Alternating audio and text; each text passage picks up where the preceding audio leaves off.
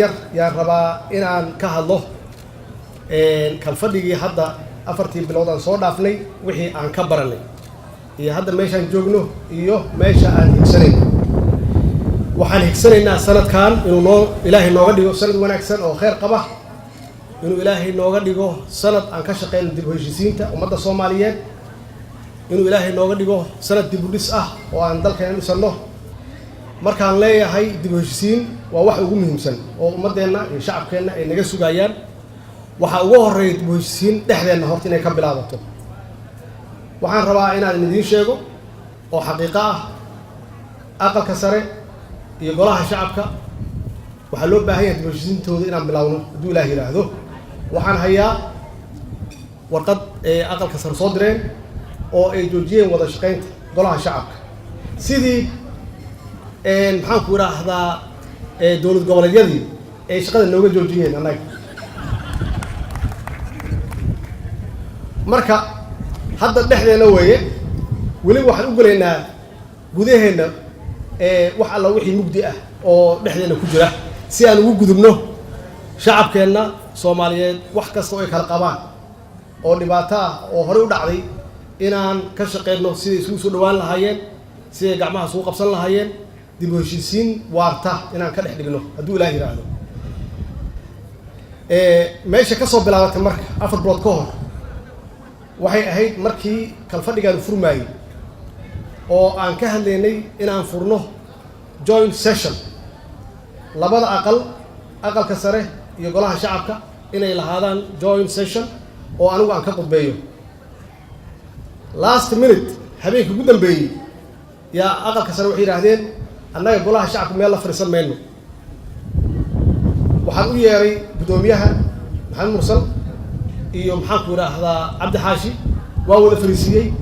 xaaladoodu waxay gaartay meel aad iyo aad u daran oo runtii maalintii ay ahayd inay wada fariistaan aysan wada fariisan taasna runtii waxaan ka baqaayay waxay ahayd oo loo baahan yahay haddaan mas'uuliyiin ah inaan fiirino dareenka shacabkeena haddaan wada jirno shacabkeena waa wada jirayaan haddii aan kala maqannahayna shacabkeena waa kala maqanayaan markaasay ka soo bilaabatay xiriirka labada aqal marka in aan dib u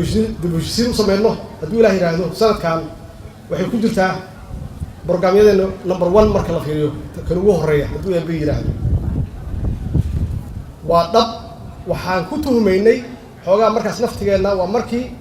dawlad goboleedyadu yiraahdeen waxaan ka joojinay wada shaqeynta dawladda dhexe oo xoogaa aan lahayn dawlad goboleedyada iyo aqalka sare ama xiriir hoose ka dhaxeeya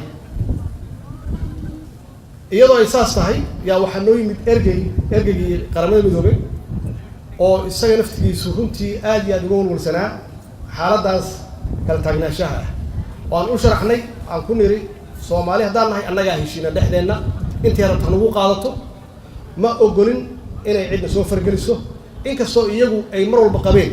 daraf saddexaad inuu soo galo annagana mar walba ku diidanayn maxaa yeelay waxaan ogahay intii rabta ha qaadato haddaan nahay Soomaali halka annagu nagu jiraa annagaana heshiinayna cid isku keen khasbaysa ma laha cid damaanad noo kala seexaysana ma laha hadday damaanad macno leedahay horaana loogu kala seexay welina dhibkii weli qaar ka mid ah waa taagan yahay marka waxay ku qorxoon tahay annaga dhexdeena inaan damaanad isku noqonno oo dhexdeena aan ka heshiino cid walbana aan u sheegno annaga iskale hawlaheena annaga heshiinayna annaga waala ah taasaa keentay ninkaas odaga markaan si fiican ugu sharaxnay dhaqanka Soomaalida iyo waxaan higsanayno iyo waxaan doonayno waa tuu safar galay uu yiri Muqdisho Soomaaliya maaha Soomaaliyana Muqdisho maaha arrintaas arrin aan ka caroonay ahayd oo aan wanaagsanayn oo sii xoojinaysa runtii difference farqiga u dhaxeeya dawladda dhexe ama dawladda federaalka iyo dawlad goboleedyada haddaba intaas waxaa ka dambeeya hadalkayga ku soo gabagabeynaya intaas waa macluumaadkii guud iyo waxa ummadda naga sugayso oo ah annaga in laga sugaayo inaan dadkeena isu keenno